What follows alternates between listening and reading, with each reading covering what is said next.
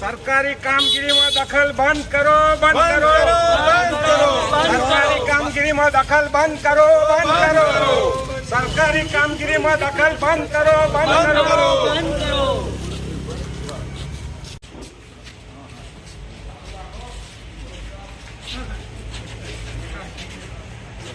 સરકારી કામગીરીમાં દખલ બંધ કરો, બંધ કરો, સરકારી કામગીરીમાં દખલ બંધ કરો, બંધ કરો, સરકારી કામગીરીમાં દખલ બંધ કરો, બંધ કરો, દખલ બંધ કરો, બંધ કરો, સરકારી કામગીરીમાં ધારાસભ્યની દખલ બંધ કરો. જે આજે કોંગ્રેસ દ્વારા આવેદનપત્ર આપવામાં આવ્યું છે, શું છે હતો મામલો, શું કહેવા માગશો? આજે ખેડા જિલ્લા કોંગ્રેસ સમિતિ દ્વારા કલેક્ટરશ્રીને એક આવેદનપત્ર આપ્યું છે. છેલ્લા કેટલાય સમયથી એક વસ્તુ એ બનેલી છે કે જે સરપંચશ્રી દ્વારા જે વીસીઈ નિમાય છે, જેને આપણે વિલેજ કમ્પ્યુટર એન્ટરપ્રિન્યોર કહે છે, એક જાતની એમને એક સહાય થાય અને એ રીતે એમને એક વળતર મળે તો એમની જિંદગી ચાલે. એટલે એક સરકાર દ્વારા પણ એનું એક નાણાપંચમાં પ્રોવિઝન છે કે એમને 1000થી 2000 સુધીનું મહેનતાણું ચૂકવાય. એની બાબતમાં અમે આવ્યા છે કે એનો ઉપયોગ સરકારશ્રી દ્વારા ખેડા જિલ્લાના મને એવું લાગે જાણવા મળ્યું છે કે ઘણા ધારાસભ્યો છે એનો દુરુપયોગ કરે છે. એ લોકોની સીધી સૂચના એમને આપી છે કે તમે વીસીને કહો કે ઓછામાં ઓછા 200 મેમ્બર ભારતીય જનતા પાર્ટીના કરવા.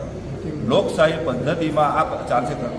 આજે જે સરકારી કર્મચારીઓ આ કરી શકે, ભારતીય જનતા પાર્ટીના સદસ્યો બની શકે, એની સામેના વિરોધમાં અમે આજે આવેદનપત્રો આપવા આવ્યા છે. કલેક્ટરશ્રીને અમે આવેદન આપ્યું છે અને સખત શબ્દોમાં આ ઘટનાને વખોડી કાઢી છે અને એમને કહ્યું છે આ બાબતમાં ખૂબ જ પગલાં લો. અત્યારે ગુજરાતમાં એક લીલો દુકાળ છે. આજે તમે જુઓ તો સમગ્ર ગુજરાતમાં વરસાદને એટલી બધી તારાજી થઈ છે, એની આજે પડી નથી અને આ ભારતીય જનતા પાર્ટીના સદસ્યતા અભિયાનની પડી છે.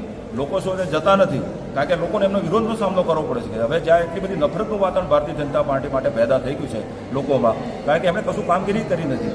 મને લાગે કોઈ બી અત્યારે ખેડા જિલ્લાના ધારાસભ્યો છે એ લોકો સુધી પહોંચ્યા નથી. એમને જે ખરેખર વળતર મળવું જોઈએ, કેટલા લોકોની જમીનો બોરણ ગઈ છે, ખેતીને નુકસાન થયું છે, ઘણાના ઘર સાફ થઈ ગયા છે, ઘણા લોકો ડૂબી ગયા છે, ઘણાના વાહનોથી માંડીને ઓજારોથી માંડીને ખેતીના તમામ વસ્તુઓ આજે તકલીફમાં મુકાઈ ગયા છે. છતાંય આ ભારતીય જનતા પાર્ટીની છે આ સરકાર છે પણ એમની આંખ ઉઘડતી નથી અને એના બદલે આજે સદસ્યતા અભિયાન ચલાવે છે. ત્યારે મને લાગે છે આ ખૂબ ગંભીર ઘટના છે અને મને લાગે છે મારી દ્રષ્ટિએ આ ખૂબ હાસ્યાસ્પદ વાત છે.